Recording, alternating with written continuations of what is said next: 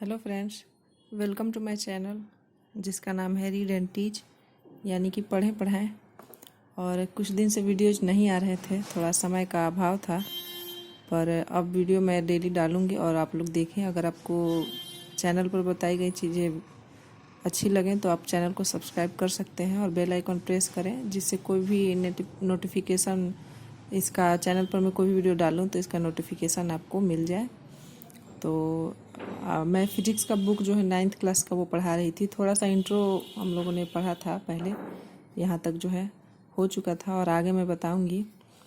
तो चलिए वीडियो को स्टार्ट करते हैं।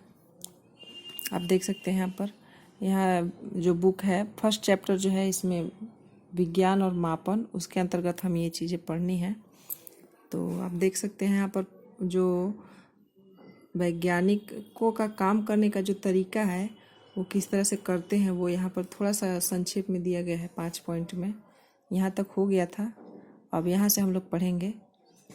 तो देखिए, आप देख सकते हैं लिखा हुआ है, वैज्ञानिक किसी एक राष्ट्र या एक काल के नहीं होते हैं, वे समस्त मानव जाति के होते हैं। विज्ञान एक निरंतर चलने वाली मानवीय प्रक्रिया है।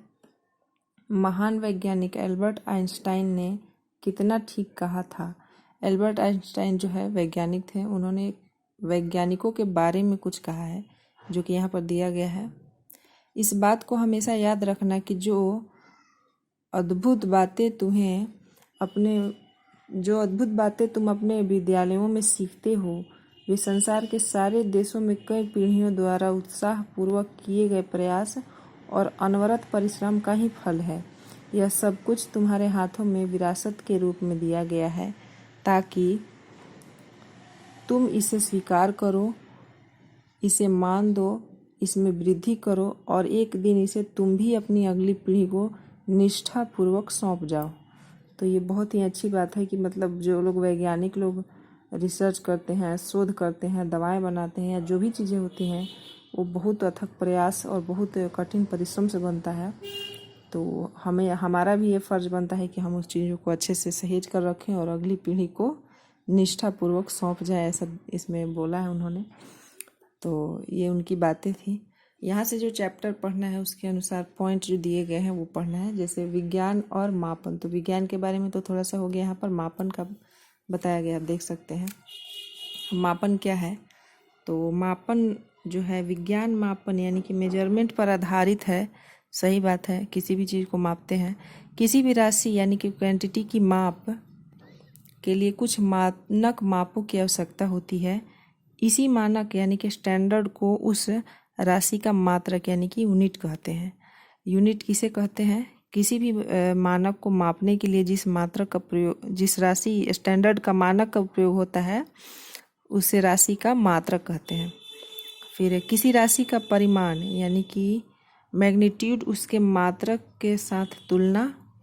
चलते हैं नेक्स्ट पेज पर।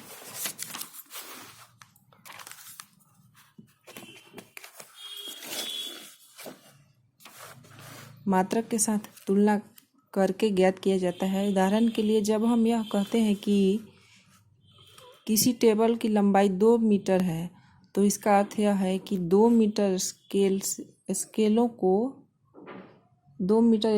को एक सीध में सिरे से सिरा जोड़कर रखने पर वे टेबल की लंबाई के तुल्य होंगे।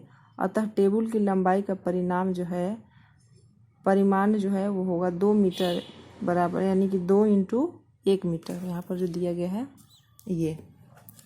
और आप देख सकते हैं ये बुक में दूसरा पेज है। फर्स्ट पेज जो है पिछले वीडियो में मैंने बताया था थोड़ा सा, और ये दूसरा पेज है।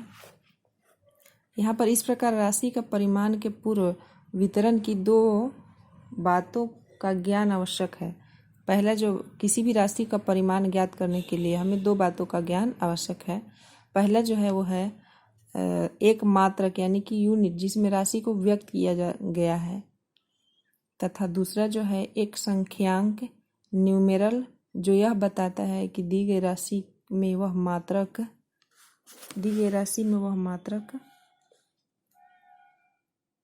कितनी बार शामिल है। जैसे कि ऊपर लिखा है 2 मीटर, तो इसमें 2 जो है 1 मीटर जो है 2 बार है, 2 से इसको मल्टीप्लाई किया तब वो 2 मीटर बना। तो यही बात यहाँ पर किया गया है। अब अगला देखिए दिया है राशियों के बाद भौतिक राशियाँ जो हैं।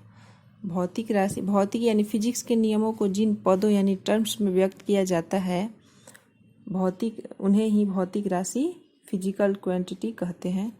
जैसे लंबाई, द्रव्यमान, समय, बल, ऊर्जा, वेग आदि। फिर है व्युत्पन्न राशियाँ। वेग अब ये इसमें दिया भौतिक राशियाँ 2 प्रकार की होती हैं। पहला है आधारित राशियाँ बेस और बेसिक क्वांटिटी, और दूसरा है व्युत्पन्न राशियाँ यानी कि डिराइव्ड क्वांटिटी। अब आधारित राशियाँ के बारे में यहाँ पर बताया गया है किन्हें कहते हैं। तो यहाँ पर देखिए लिखा हुआ है इसका परिभाषा टाइप।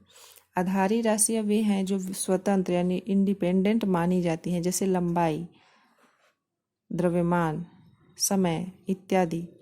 वास्तव में आधारित राशियाँ 7 हैं। जो आधारित राशियाँ होती हैं इंडिपेंडेंट होती हैं और ये 7 होती हैं, ऐसा इसमें दिया है, आप देख सकते हैं। और व्युत्पन्न राशियाँ किन्हें कहते हैं, तो वे राशियाँ हैं जो आधारित राशियों के पदों में व्यक्त की जाती हैं, जैसे क्षेत्रफल, आयतन, द्रव्यमान, ऊर्जा, कार्य आदि हैं।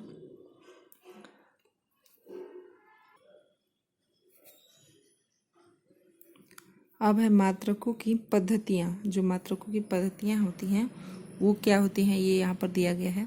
आधारित राशियों के मात्रक को आधारी मात्र यानी कि बेसिक यूनिट्स तथा व्युत्पन्न राशियों के मात्रक को व्युत्पन्न मात्रक यानी कि डिराइव्ड यूनिट्स कहते हैं। जो मात्रक हैं वो किस तरह से बोलते हैं, आधारी मात्रक और व्युत्पन्न मात्रक, ये बताया गया है। अब यहाँ पर देखिए उसका परिभाषा है, थोड़ा सा आप देख सकते हैं। वह मात्रक जो किसी अन्य मात्रक पर निर्भर नहीं करता उसे आधारी मात्रक कहते हैं। ऐसे मात्रक जो किसी दूसरे मात्रक पर निर्भर नहीं करता है उसे आधारी मात्रक कहते हैं। ऐसे मात्रक एक दूसरे से स्वतंत्र होते हैं। देखिए उदाहरण के लिए दिया गया, उदाहरण के लिए लंबाई यानी कि लेंथ, द्रव्यमान मास और समय टाइम आधारी राशियाँ हैं। ये किसी दूसरे पर निर्भर नहीं होते हैं, स्वतंत्र होते हैं, और इन राशियों के मात्रक को आधारी मात्रक कहते हैं। फिर अगला जो है अन्य, यहाँ से दिया है अन्य सभी मात्रक जो इन आधारी मात्रकों से निकाले गए हैं व्युत्पन्न मात्रक कहे जाते हैं। अतः हम कह सकते हैं कि उस मात्रक को जो आधारी मात्रकों पर निर्भर करता है, अर्थात जिसे आधारी मात्रकों की सहायता से व्यक्त किया जाता है, व्युत्पन्न मात्रक कहलाते हैं। यानी कि आधारी मात्रक से ही निकला हुआ जो अंश है उसे व्युत्पन्न मात्रक कहा जाता है, कहते हैं। यहाँ पर दिया है उदाहरण के लिए क्षेत्रफल मापने के लिए वर्ग सेंटीमीटर मात्रक का व्यवहार किया जाता है। तो ये सही बात है। और क्षेत्रफल को हम लोग सेंटीमीटर या मीटर स्क्वायर में लिखते हैं, तो वहाँ पर हम लोग वर्ग का जो है क्षेत्रफल मापने के लिए वर्ग सेंटीमीटर का उपयोग किया जाता है।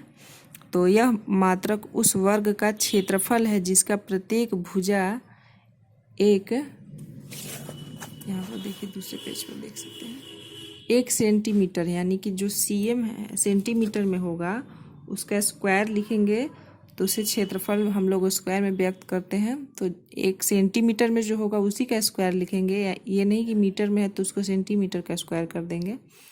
तो ये चीज़ यहाँ पर कही गई है। अगला जो है वर्ग सेंटीमीटर मात्रक आधारी मात्रक पर निर्भर करता है, अतः वह व्युत्पन्न मात्रक है। इसी प्रकार आयतन, वेग, त्वरण, बल आदि मात्रक व्युत्पन्न मात्रक हैं। तो यहाँ तक तो दिया गया है। सभी प्रकार के राशियों के लिए मात्रकों आधारी तथा व्युत्पन्न दोनों के पूरे समूह को मात्रकों की पद्धति कहते हैं, यानी सिस्टम ऑफ यूनिट्स कहते हैं। पूरे विश्व में आधारी मात्रकों की कई पद्धतियाँ प्रचलित थीं। इनमें से कुछ प्रमुख निम्नलिखित हैं। तो जो भी मात्रक आधारी मात्रक की पद्धतियाँ हैं वो यहाँ पर दिया गया है। तो ये मैं अगले वीडियो में बता दूंगी। आज के लिए बस इतना ही रहने देते हैं।